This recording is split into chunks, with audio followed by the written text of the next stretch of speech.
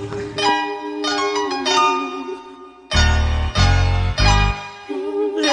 to me. Never give up. Yeah. No matter what it is in life that you want, you gotta go out there and get it. Still nothing come to a sleeper but a dream. Never give up on your goals. Stay focused on you. Focus your view. Succeed, cause I'm hoping you do. Keep climbing up the ladder, cause the key to success.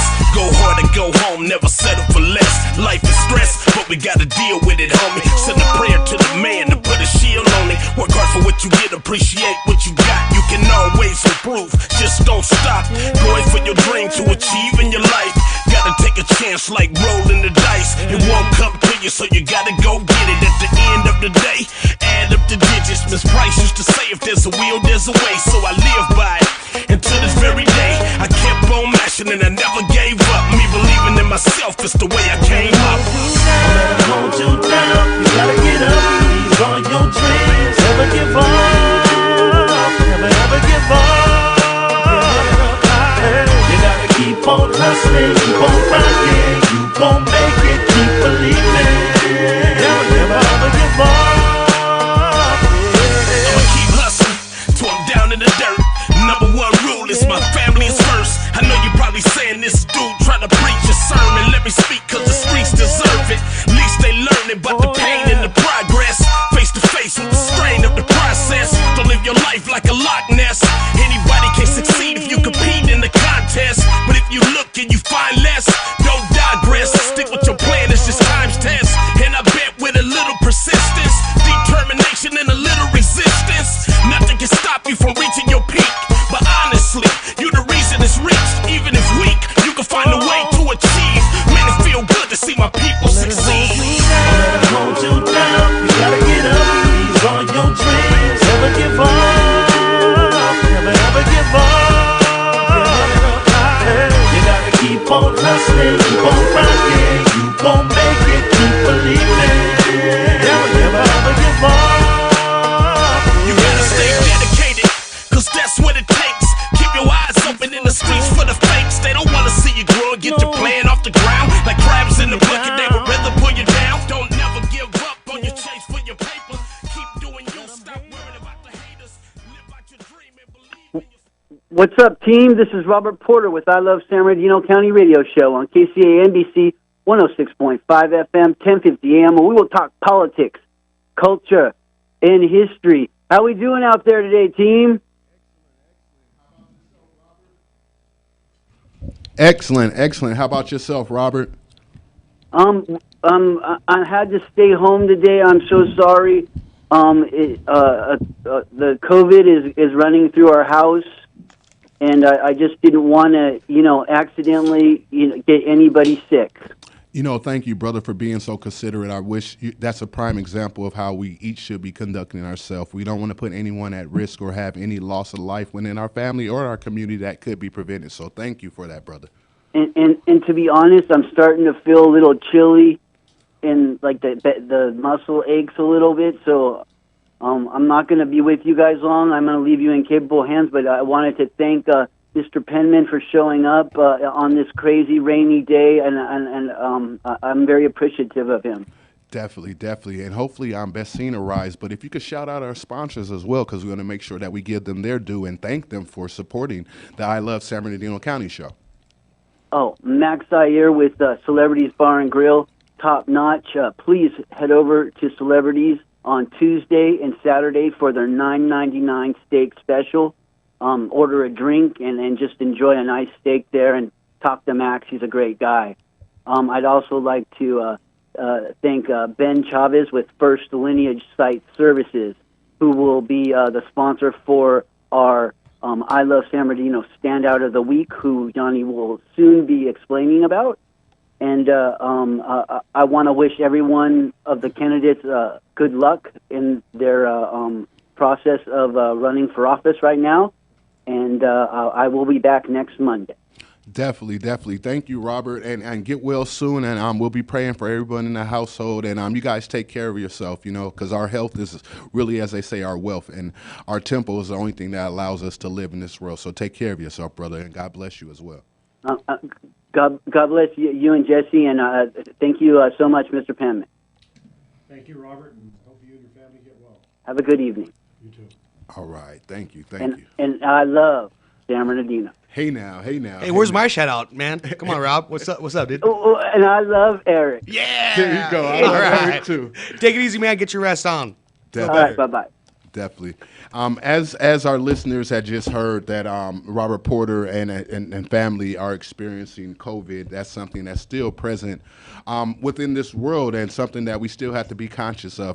We're in a much better place than we initially were when COVID hit, 3-4 years ago. So that's a blessing that we do have resources and medicines and things to help address COVID. So for all those that are listening, if you could please lift Robert and his family up in prayer, or whatever your belief system may be, or well wishes, they would be definitely kindly received, and thank you for that as well. As Robert Porter had mentioned, our standout of the week is Lawrence Hardy, who is the ETSA, and that stands for Equity Targeting Student Achievements with the San Bernardino Unified School District. They just orchestrated the second annual Natural Hair Day at Cal State San Bernardino. Go Yotes. It was a beautiful event, wonderful turnout, had fashion show, had a great house band, had amazing performances from poets and singers, also had the youth present as well, a lot of activities. They had an aspect called Black Wall Street where we had about 25 to 30 vendors out there along the walls of the hall, and people coming out and supporting each one's offerings, wares, art, jewelry, clothing, books, scrap journals. It was just such a beautiful event. So I just wanted to shout out Lawrence Hardy as our standout of a week for bringing positive things in our community. So thank you, Lawrence, and shout out to everybody that goes to Cal State San Bernardino, past, present, and future. Go Yotes. Our guests today, we have some amazing guests. We have some candidates that are running for some of the wards here in San Bernardino. As the election is happening upon us within the next couple of weeks, you'll be there to be able to vote for who you want to support and for their vision. So one of the guests is presently here with us. Please introduce yourself to our audience. Well, thank you. My name is Jim Penman, and I'm a lifelong resident of San Bernardino, and I don't know, well over 30 years in the 7th Ward where I'm running now. I was the elected attorney. My pleasure to serve the citizens of San Bernardino for 7 terms. Awesome. And I've been out of office for 10 years, and looking forward to getting back in the mix and trying to help our city move forward. Definitely. I could have swore in what Robert had sent me that you used to be, I believe, the city attorney. That's correct. Yes, sir. Definitely. How long did you serve in that role? I was there 26 years. Okay, definitely. Awesome. Are you happy with? Well, obviously, you might not be happy with everything in the city. That's why you've been called to run and come back, right? So, with that being known, what brought you back? Because you said you were removed for 10 years. What welled within you to reach back and run again? Well, I've never left San Bernardino, of course, and I thought I was pretty much done with politics, but the number of people in the 7th Ward contacted me, and they said they wanted me to run for this office. The San Bernardino Police Officers Association, former Mayor Judith Valles, my wife, Judy Penman, who's the president and CEO of the San Bernardino Area Chamber of Commerce. Okay. They all really wanted me to run, as did a lot of residents. And they feel there's a need on the council for someone with institutional knowledge, someone with experience, someone with dedication, someone who's not looking to move on to another office. I'm at the tail end of my political career, not at the beginning, not going anywhere else. I still practice law in private practice, Milligan, Beswick, Levine & Knox law firm, where I'm of counsel. I represent clients in front of cities all over the Inland Empire, and I go to other cities and I don't see some of the problems that I see in our city, in those cities. I believe you. Especially in those city councils. And I think we have some very concerned people on our city council. I think they want to do the right thing. but they are not sure what the right thing is to do. And we don't have a staff, city staff composed of San Bernardino residents any longer as we did when I was there. And we have people who don't live in the city but drive in, and they're here for 8, 9, 10, 11 hours, and they're gone. The parachute. Exactly. And they don't hear the sirens at night. They don't hear the gunshots. They don't hear the police helicopter. They don't know how many good people we have in this city, and there's so many. Yes, indeed. And very much so in the 7th Ward. But everyone who's listening tonight to this broadcast, who watches council meetings on television or attends them, knows that there's infighting, opposition, and conflict apparent at our city council meetings. And that needs to change. We need to work with one another, and I'm anxious to do that. I don't intend to attack my colleagues. I don't intend to belittle them. Yes. I intend to work with them. I want to find out what their goals are for their wards. I want to share the goals I have for the 7th Ward and also for our city. And I think by that type of collaboration and working together, we can move San Bernardino forward to where we resume the place that we once had in the Inland Empire, which we were the leading city. Definitely. And to pause right there, could you share some of the examples when we wore like the All-American City, when we wore that shining example, the bright, shining heart of the biggest county in the country? What could you share some of those times? Because I know some of our younger listeners don't remember those times. They only remember San Bernardino as what it is. And me growing up on the west side of San Bernardino, born and raised here, I remember a different time. I'm only 43 years old, but I know a time before that. My father used to talk about how they used to cruise down East Street, and it was just strip, and people just the good times in the community. And so if you could speak to us of the good days and what we hope to recapture and rekindle and create here in San Bernardino. Well, it was a great town. I also grew up on the west side, went to Roosevelt Elementary School. I was resident director of the Home Enabling Service from 1971 to 1983. Awesome. I worked in the middle of the community. And yes, we did cruise East Street, and it was great. And it was a wonderful place to grow up. We had, and still have, great high schools, Yes. great junior highs, great elementaries. What high school did you go to? I went to Pacific. I graduated in Okay, you're a 65. pirate, like I'm a Robert. pirate. That's right. Yeah. Cardinal Pride. Yeah, go Pirates. And but I love all the high schools in town. You know, we're just such a dynamic city. We used to have businesses just thriving, and we can do that again. But to do that, we have to clean up the city. Businesses don't want to invest money in a city that looks dirty. They don't want to invest money in a city where they see homeless on all the corners. They don't want to invest in a city where when you call the police, you wait hours, sometimes over a day for them to come. And that doesn't have to be. One of the great things about our city was we had really experienced mayors and city council members. True indeed. And they worked their way up as I worked my way up. I served on the Police Commission for 2 terms, on the Human Relations Commission for 2 terms, excuse me, and I spent a term on the Civil Service Board. Okay. And I've been through and done all that. I was in the first class to go all 4 years at Cal State San Bernardino. Go Yodis. Yeah, right. Although back in the day, we were the Bernies. St. Bernard was our first Before my time, mascot. before my time. But we've moved ahead, and that was really great. I was the second ASB president there at Cal State San Bernardino, Awesome. and I'm in this community, and this community's in me. It's part of my life. But I know there is much that we can achieve. I know we can find ways to get our homeless population into treatment centers where addiction services, mental health services, job training services, education are all available to them. We can do that. Definitely. And we're making some steps in that direction, but we're not doing it fast enough. We have a terrific police chief now.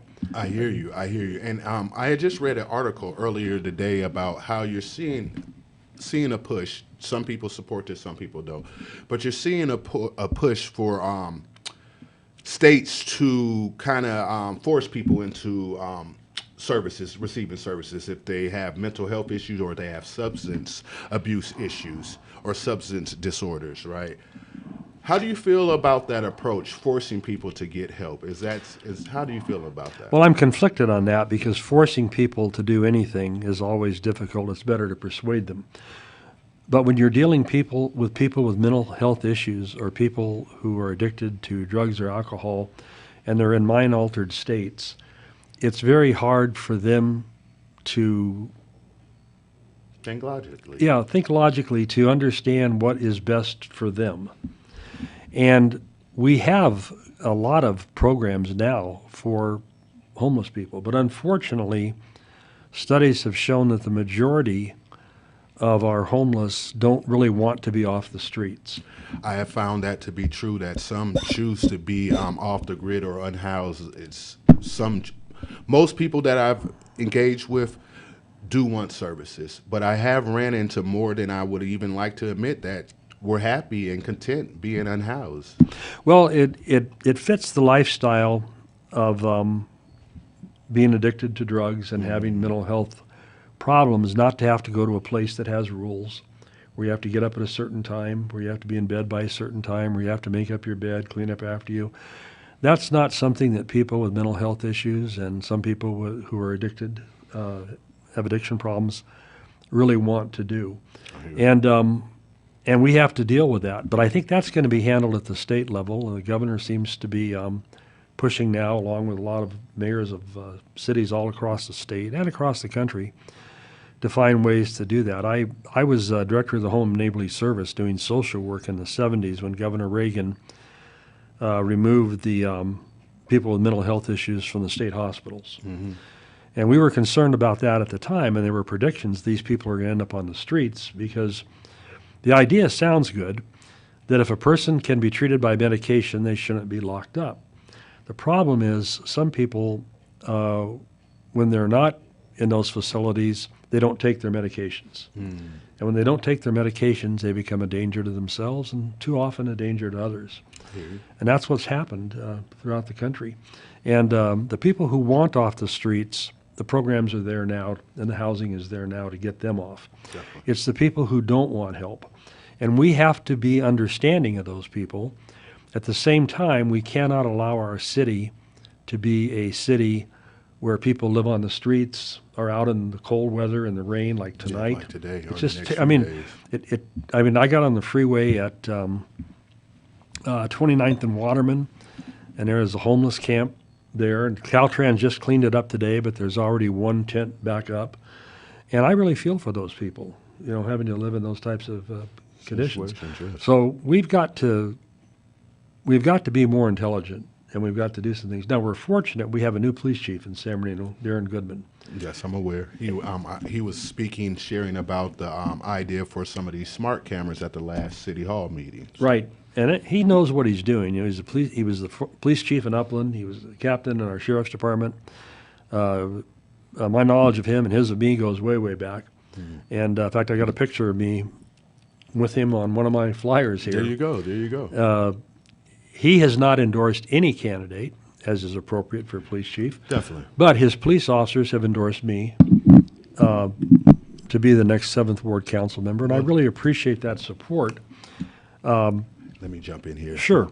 As we talk about the 7th Ward, and that's the reason that you're here and that you're running for the seat again, coming back to bring a different lens and institutional knowledge, as you said, about how to right the course of our community and city.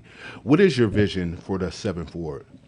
Well, my vision for the 7th Ward is for it to be clean, for it not to have homeless people camped along the freeways, not to have beggars at the supermarkets, to be a safe community again as it once was. It's still a good community. The people in the 7th Ward are wonderful people, some of the best people I've ever known. All of my neighbors are great people. One of them is getting ready to move, and I'm really sad that they're going to move, because they've been there for a long time. And too many of our people are leaving town. But my vision is of a city and a ward where everyone cares for everyone else, where we take care of our neighbors, where we watch out for our neighbors, where we watch out for our communities, where we support the police, where we support our firefighters, and where we work together in City Hall to do what's best for the city. And I think to do that, and I did this as city attorney, every action you take needs to be based on the thought, is this in the best interest of the city? Is this vote I'm about to cast? Is this action I'm about to take? Is that going to be in the best interest of the city, my community, and the 7th Ward? And I've always interacted when I was city attorney, and since then, attend neighborhood meetings, neighborhood association meetings, neighborhood watch, whatever, and you listen. Too many politicians talk. We need to listen. You need to listen to what the concerns are of your constituency. And what I hear from the people in 7th Ward is their number one priority, the majority of them, is the homeless. Number 2 is public safety. They want their children to be able to go outside. They want to be able to walk the streets. As we all do. As we all sure, desire sure. and wish. And there are ways and things that we can do to achieve that. And I'm committed to doing that. I did it as city attorney. During my service, we closed down over 500 drug and gang houses in the city of San Bernardino. We had periods where we saw crime go down. We had periods where we saw it went up. But for the most part, we were still a vibrant city. A lot of people, used to say in those days, well, if we get rid of the people in City Hall, we'd be better. Well, I've been out of City Hall for 10 years, and I defy anyone to tell me it's got better since I left.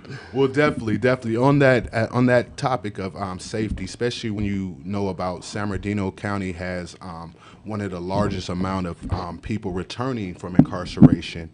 Often in communities, sadly, such as ours, where you have a socioeconomically depressed community, especially when you look at different parts of the city, and we know that often communities of color are over-policed, This is my own personal take, and with what I do as a community organizer and with some of the organizations I work with, we would love to see greater investment in like community-based efforts, right? Investments in community-run organizations to address substance abuse and help with mental health disorders and resources, because we're not going to be able to me, we see the symptoms are the crimes and the homelessness and things of that nature. We will never be able to lock that away or build enough prisons. Almost one out of every 3 Americans have had some kind of run-in with the system, or their system impacted. So I do not see over-policing or just policing as the only approach that we can have to help flourish and to bring safety in our community. But I would love to hear what your thoughts are on or what your approach would be to bring that safety into our community. Well, you're absolutely right. We cannot arrest our way out of crime. That's not going to happen. I learned growing up on the West Side, I learned in my years of the Home Enabling Service that many people on the West Side at that time, and it's throughout the city today, feel that the police were there not to protect them but to control them. And that's a problem. Yes. And that's one of the great things about having our current police chief, who is a person of color. True indeed. And he has an understanding of that. And since he's been chief, not only have the murders gone down and the crimes gone down, but the complaints against police officers have gone down. And I think that's symptomatic of what you have when you have a chief who interacts with the community and who understands the community. Like the chief, I do understand this community. I grew up here, all the way kindergarten through high school through college. Definitely a product of. Played basketball at the Home Enabling Service when I was a kid. There you go. And then What position? Then later returned as a center. Then later returned as director. I was a short center, but I was a center. There you go. It's about the heart. It's about the heart. Exactly. It's that's what it's about. And those lessons that I learned need to be brought back to our city council meetings. And we need to have a sensitivity that everybody has not had all the advantages that I've had.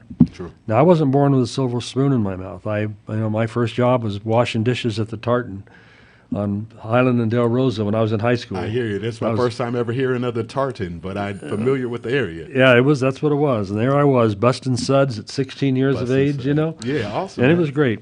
And I worked my way through college as a firefighter with the Musqueam Fire Protection District. There you go. Lived at the fire station. Spent 6 years in the U.S. Army Reserve. Thank you for your services. Thank you. Loved that, and a lot of years of dedication to this city and to this community in a lot of ways. You know, I belong to the Kiwanis Club of San Bernardino and the Lutheran Church of Our Savior. I contribute annually to Our Lady of Guadalupe Church, Awesome. and to the Salvation Army.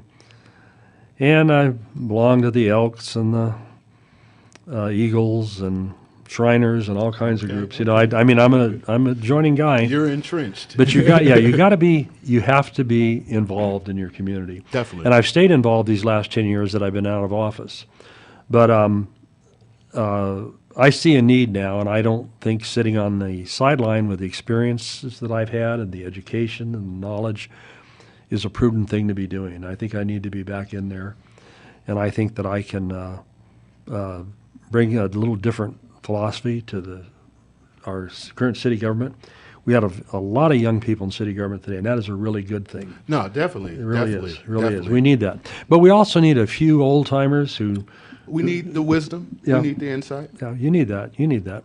So I intend to go back, and I intend to get back in, and I intend to make a difference. Definitely, definitely. And we'll stop right here and we'll come back to you. But we want to welcome in Jesse Morfin had just arrived. I know that you've been traveling across the country. The last time I think I saw a video from you, you were courtside, Courtside at the Hornets game, the I believe. Hornets game, that's right. So how you been, Jesse? How you doing today, sir? No, I'm doing great. Just caught up, in the rain. So my apologies for not be here on time. But I didn't want to miss this one. This is I was looking forward to the other guest that was to be here, but I really do appreciate you coming in. And this is what it's about. You two that would have been here today. You've already been involved with the city. So you already know the mechanics. You already know how it works. And you already know what went right and what's gone wrong. So if I could ask you a question, what would you say your approach is going to be able to, take more action this time around? Well, it's going to be very collaborative. Being a council member is a lot different from being the city attorney / city prosecutor. Mm-hmm. As city attorney, city prosecutor, I enforce the laws, and I enforce laws against other elected officials. And I was responsible for a number of elected officials being removed from office because of corruption. But as a council member, my focus is different. My focus as a council member, I'm one of 7, one of 8 if you count the mayor, and I do. Correct. And I have a great relationship with Mayor Tran. Even though she and I ran against each other, we were mostly running together against the former mayor at that time. And we worked together well when I was city attorney and she was the director of human resources in the city, right? And we've had some lunches and we've had a lot of talks and in the last year since she's been in office, a little year and a month. And we get along very well, and I'm looking forward to working with her and sharing some of my experiences. And as you say, yeah, I do. I was there, and I did see what worked, and I was there, and I saw what didn't work. And I know that we can replicate the things that worked, and I know we can avoid the things that did not work. We don't have to reinvent the wheel. But we do need some institutional memory on the council. We do need a little bit more experience on the council. And as I say, I'll just be one of 7, one of 8, counting the mayor. But I'm not going in there to be the boss or to tell people, you got to do this, you got to do that. I'm there to find out what do they want for their wards, what does the mayor want for the city, what do we all want for the city, Yes. and how best to achieve that. And I know we can do it. Okay, and I love it. And this is the part too. Growing up in San Bernardino, we West all side, all three on the west that's side. it. Growing up in San Bernardino on the other side of the tracks, right? And being able to, move on and still build that legacy. I want to just ask you, what's your purpose? Whose life do you want to impact the most? Would it be the middle age? Would it be the grandchildren? Would it be the youth? Who do you want to basically instill all your knowledge, all your experiences in order to better San Bernardino. Not in 5 years, but let's just say in the next 15 years when, when it should be a different playing ground at that point. Right. And yes, the people that I want to impact are everyone who lives and works and has a business in San Bernardino. My grandchildren, my grandchildren still live in San Bernardino. Still on the west side, by the way. Hey now. Over there off of 7th. Hey. On 7th, in fact. Verdugo de Famos. Oh, watch out. Hey now. And those of us who grew up on La Verde, we know the town. Wow. We know what's needed. Okay, And, I'm going to throw up some old school names. Any veteranos on the field? Tokens. Oh, yeah. All right. Now, and let me talk about what I call my royal counts. When I was director of the Home Enabling Service, I was the advisor to the royal counts, and I was the advisor to Los Originals de Verdugo. And they all met at the home. There were other groups there. Was one group, a little strange name, Los Varientos. They were there. The Latin Queens. Yep. And today the Latin Queens are a car club. And a lot of the young people I work with today are in some of the other car clubs, Los Suavecitos. I still talk to those guys, meet with them, share things with them. But back to your question, I would like to see my grandchildren, who are residents of San Bernardino, and eventually their children, my great-grandchildren, grow up in the kind of city I grew up in. Not the part that was segregated. I was one of the few pale faces on the west side. Although when I first moved there, when I was 3 or 4 years old, it was much more diverse than it is today. But one of the great things is we don't have that level of segregation anymore. Correct. My neighbors all around me are people of all ethnic groups, nationalities, and I live on Marshall now, between Waterman and Sierra Way, and that was the area we used to go up to. We were told that was the rich people's area. Hey, look, guys, I grew up on the west side. We used to have and go grocery shopping at the warehouse. That's what you're talking about. On the 9th and Waterman, and again, I never crossed over Highland because that's where the rich people live. Yeah. And for myself, growing up on the west side of San Bernardino, often we would go across the wash to Rialto because it used to not be many options to shop at on the west side. On the west side. Know? So, and we would love to see that change because we want to keep our money in our city, especially for those that work and earn here. We want them to spend here as well. That's right. Well, and that's, it's really important. And I mean, I remember being on the west side when we had Safeway Market. Safeway. Up on North Mount Vernon, No. just north of 16th Street. And I remember when it closed. My next door neighbor, Mr. Trujillo, was a butcher there at Safeway. My first best friend was Benny Cisneros, who lived across the street. Later won the Silver Star in Vietnam. Did not win. Received, was awarded the Silver Star in Vietnam. Pam Trujillo, my first sort of girlfriend, next door. You know those days. You guys know those days. Suave. Hey, well, all right. Well, hold on. Was the original West Side Story from the West Side? Well, what? That's what we said. That's what we like to say. That's right. Hey, I'm claiming that all day, Hey, all the way to I'm New York. Exactly. Love is love. Love is love. But back to San Bernardino, we can fix the problems we have today. They are not irreparable. They can be dealt with. And I started to see the problems when I was still city attorney on towards the end of my tenure in office.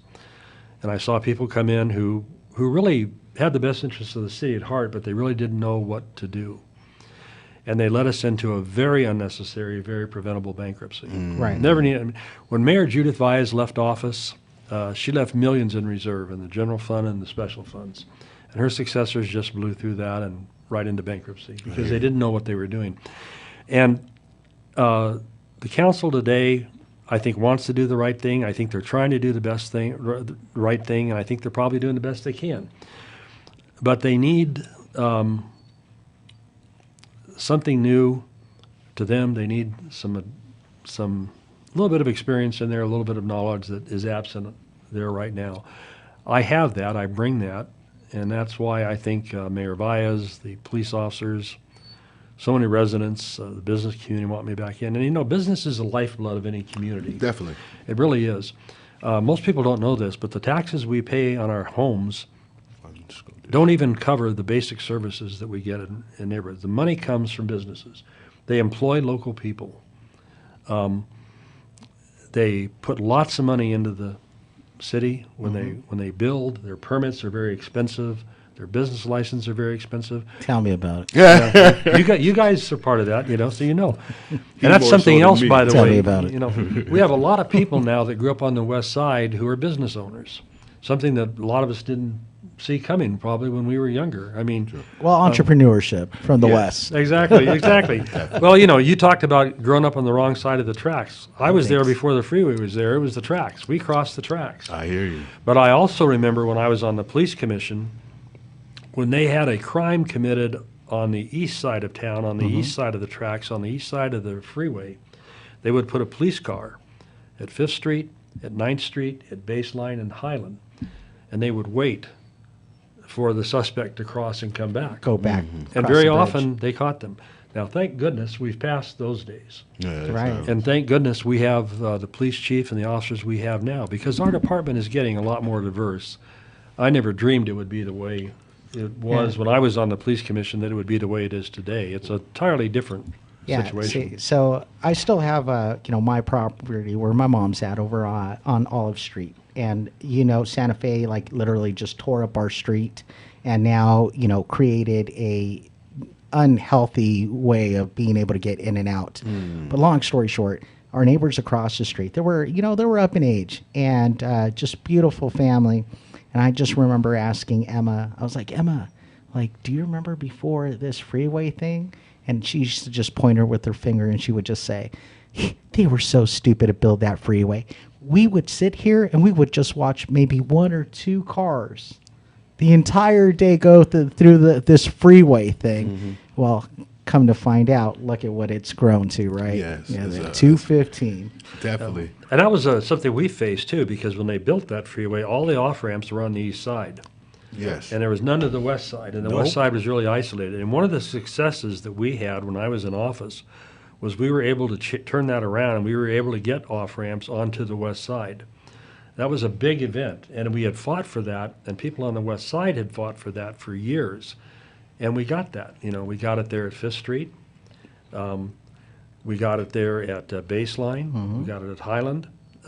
We made some progress. And that was the thing about San Bernardino in those days. We were making progress. We could see it. The thing that hurt San Bernardino the most, none of us had any control over it, and that was the closure of Norton Air Force Yes. Base. That was Absolutely. huge. Yes. We've never fully recovered from that. Absolutely. And I hear people say, well, he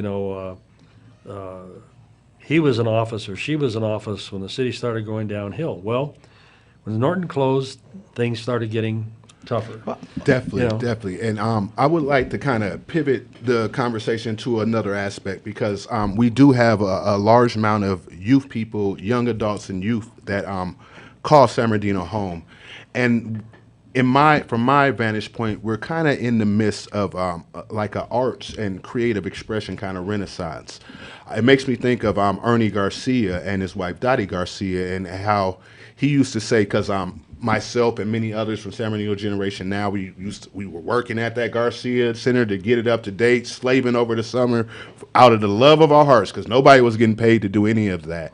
He spoke about a vision of art saving our community.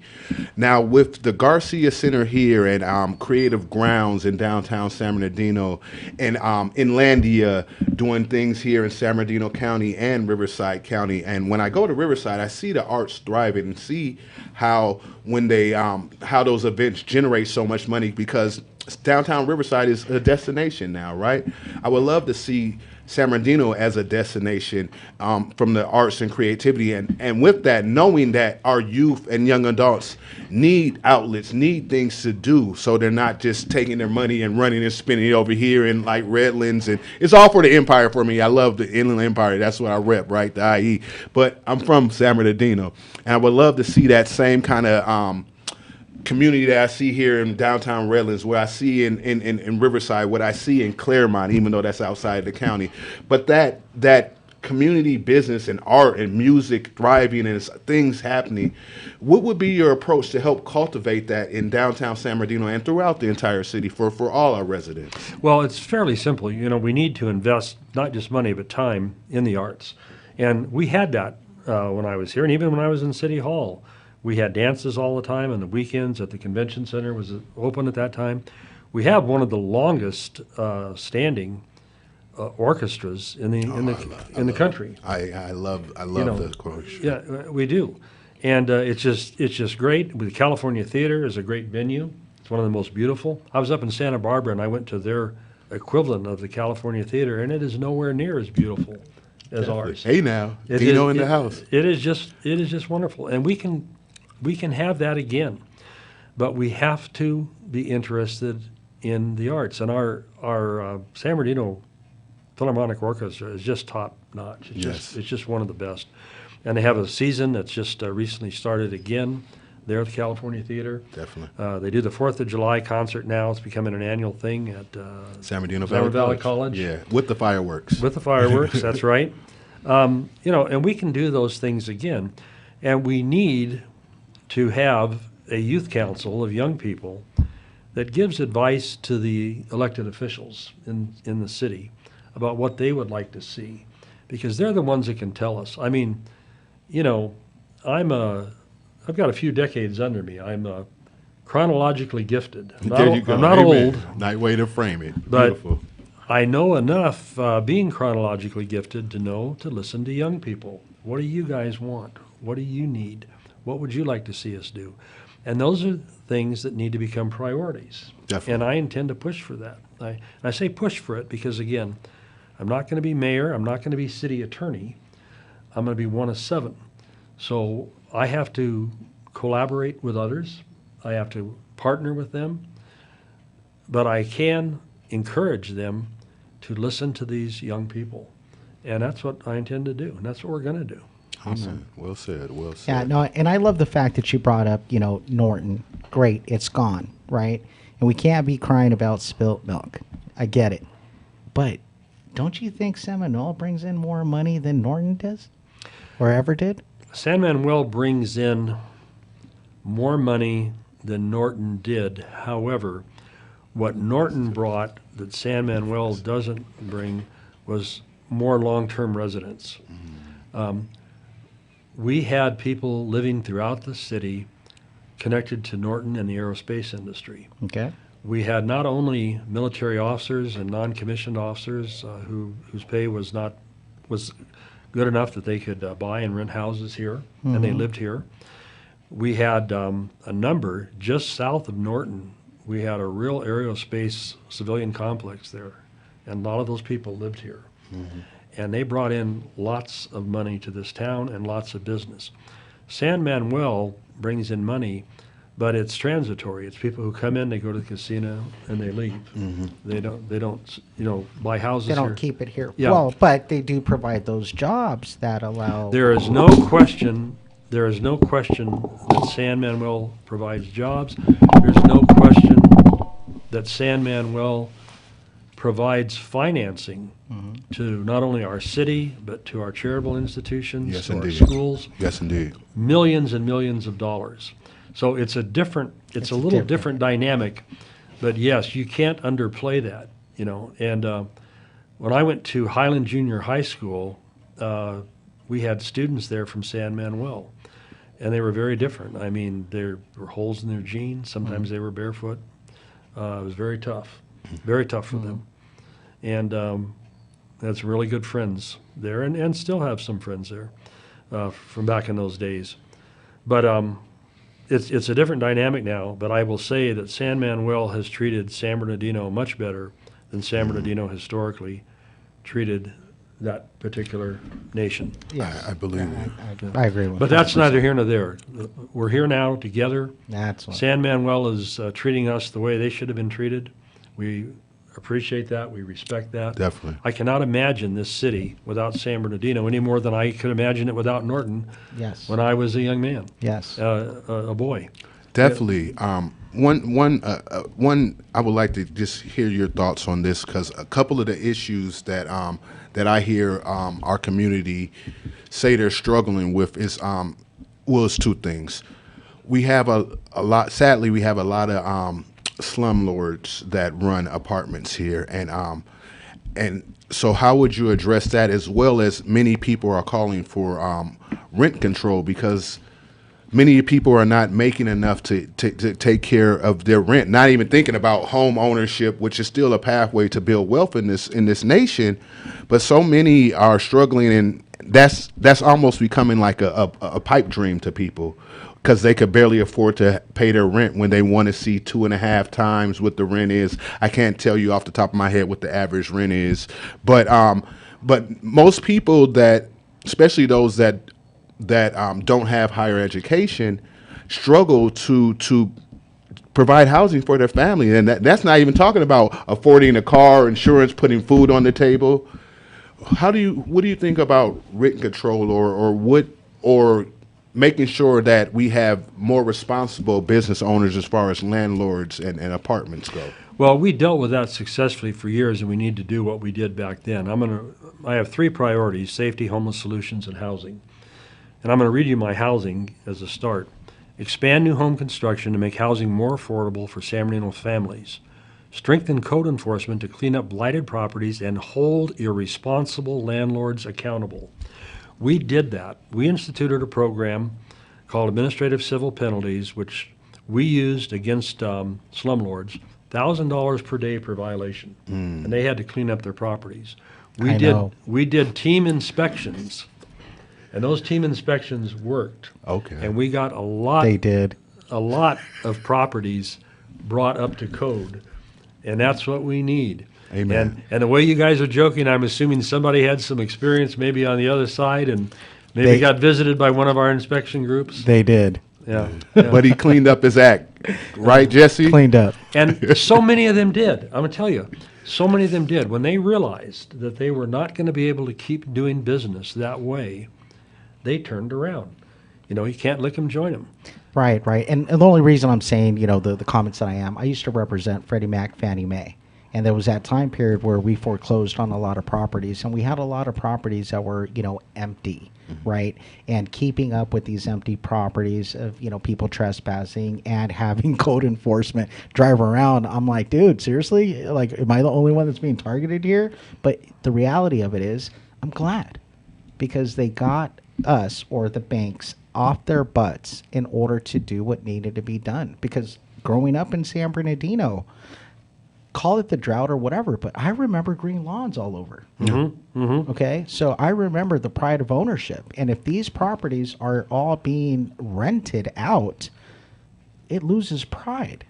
So, home ownership is the way to go. And I'll just mention one quick thing, but guys, if you guys want a true fact, if you guys have watched the movie Boys in the Hood, when they start talking about gentrification, it is what it is. I just saw a post today that Trey's dad basically said, hey, watch out, they're coming. They're going to start by offering you cash offers on your home. Those signs are everywhere. So, sellers beware, or homeowners beware, number one. But number two, they basically just started talking about today. I saw a post that it showed that home where Trey's home, all the properties that were inside of Boys in the Hood, 2-bedroom, 1-bath in the location that they were at that particular time, they were valued at $89,000. And it basically said a single father could afford it. A single mother could afford it, right? But then if you fast forward to 2024, that same house, 2-bedroom, 1-bath, 800 square feet, $625,000. So here's the part, where we are at today with the housing. Would you say you might throw in some legislation or maybe some pointers for the building department to be able to, speed up the process to build affordable housing? Absolutely. And that's been a problem San Bernardino's had and a bad reputation we've had for years. I represent housing developers as an attorney. I represent the Airhead Credit Union, Circle K, Yum Yum Donuts, 7-Eleven, and higher end type development. Definitely. Owners of businesses that rent out their buildings to professionals. And I know what they need, and we need to expedite our processing. And San Bernardino has made a big mistake. We have farmed out our plan checking. We farmed out most of our planning department services. That doesn't work. We need people in-house who are held accountable, when you go to City Hall, to the planning department, you go to the same planner every time.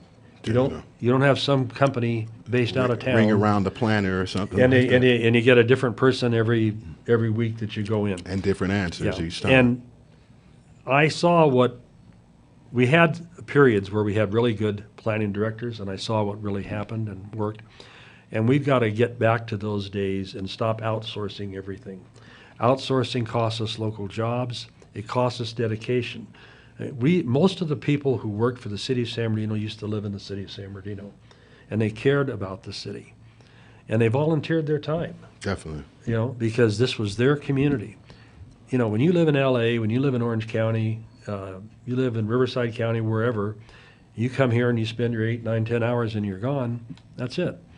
And it's a whole different culture that we need to develop in San Bernardino. It's not just specific, do this to that. Those are Band-Aids mostly. Definitely, because it kind of reminds me of my neighbor Chuck Burris, who used to work for the sheriff. When we had our law enforcement that lived in the community, to me, it's like we have vested interests. You're here, you know what's really happening. You want the safety just like we want safety, versus the parachute, how you spoke about with a lot of people in leadership in some of our not elected positions, but some of our higher paying positions in the community.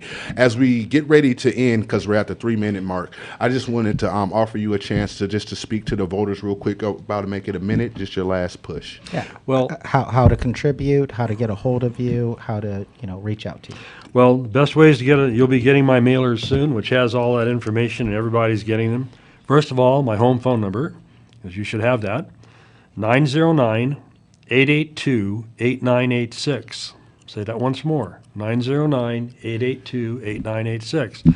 Now, like most of you, I don't answer my home phone all the time anymore with first ring, because it's usually a telemarketer calling. But you leave a message, and I guarantee I will get back to you. Amen. My personal email that you can get to me, votejimpenman2022@gmail.com. That's votejimpenman2022@gmail.com. And my webpage is just now getting up, electpenman.com. Those are ways to get a hold of me. The other way is, and I'm not afraid to tell you, and people say, oh, don't ever give out your home address. Well, that's bull feathers. If you're an elected official, you give it out. 221 East Marshall Boulevard, San Bernardino, California, 92404. Been there for over 30 years. Plan to be there a lot longer. I am a 7th Ward resident. I am a resident of the city of San Bernardino, longer than most of you who are listening to this broadcast. And I know what you want because it's what I want. I drive through the 7th Ward every day. I shop at Staters up on 40th. Sometimes I shop at Staters down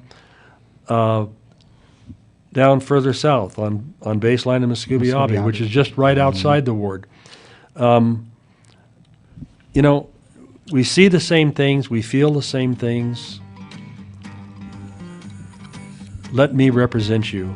Definitely. Because you will have someone representing you that's not just looking for a higher office. Thank you for the time. Definitely. Well, this is Jim Penman here today with us on I Love San Bernardino. Jesse Morphin. Shout out to Robert Porter. Hope you get well soon. And That's right, Robert. Of Motivational Realizations. We held it down. And with that note, we are out of here. Ahí te guacho, ese gabacho, as they say in my neighborhood.